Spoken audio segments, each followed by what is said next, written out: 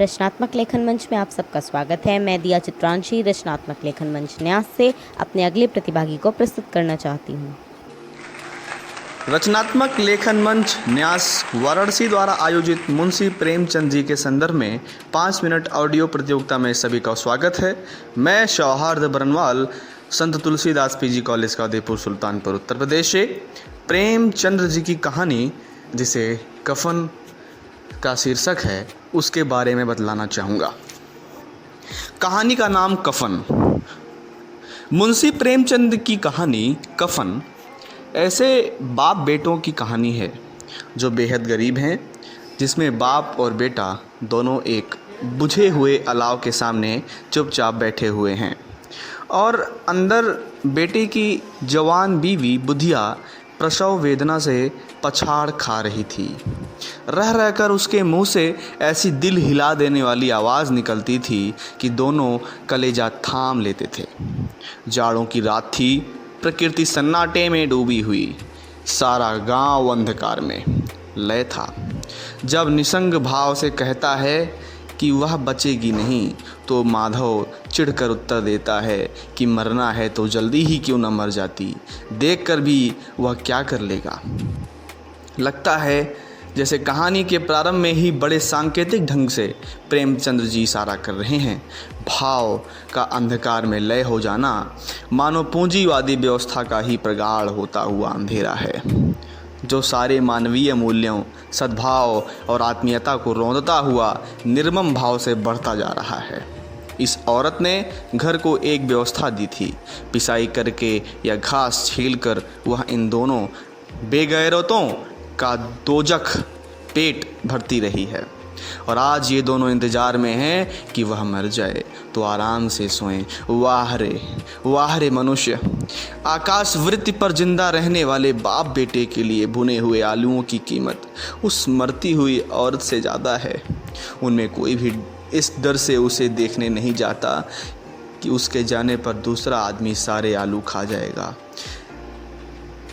इस इंसान और लोगों की कितनी बड़ी दास्तां इस छोटे से कहानी में आदरणीय मुंशी प्रेमचंद जी ने बयां कर दी है कि वास्तविकता क्या है इंसानों की, इस असलियत क्या है इंसानों की। यह बात उन्होंने अपने इस कफन की कहानी में बयां कर दी है।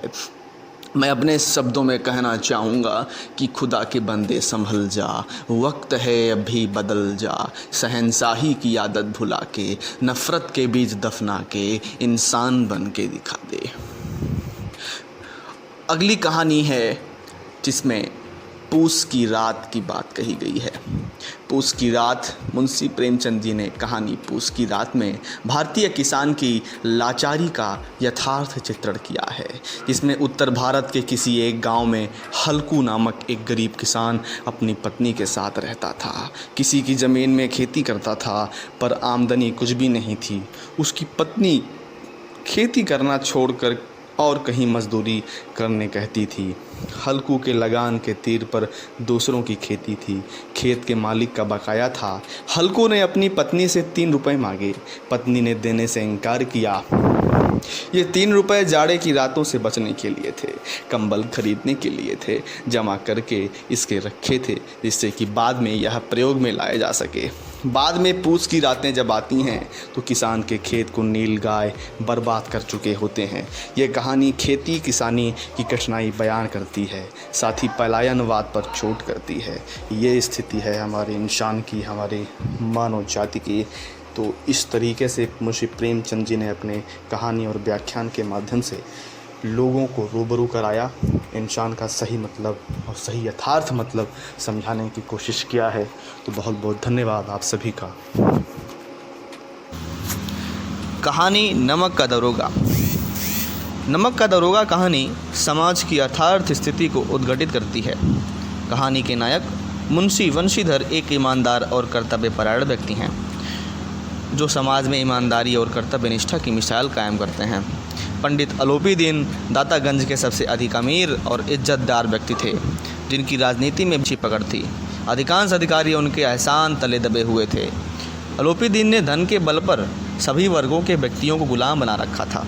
दुर्गा मुंशी वंशीधर उसकी नमक की गाड़ियों को पकड़ लेता है और आरोपी दीन को अदालत में गुनाहगार के रूप में प्रस्तुत करता है, लेकिन वकील और प्रशासनिक अधिकारी उसे निर्दोष साबित कर देते हैं, जिसके बाद वंशीधर को नौकरी से बेदखल कर दिया जाता है।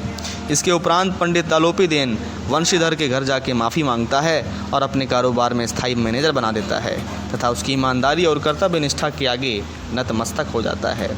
ऐसे नमक के दरोगा कहानी में जिसमें कर्तव्यपरायणता और ईमानदारी की बात कही गई है, मैं उससे बहुत ज़्यादा सहमत हूँ और बहुत ज़्यादा उसकी भाव व्यक्त करता हूँ। बहुत बहुत धन्यवाद आप सभी का।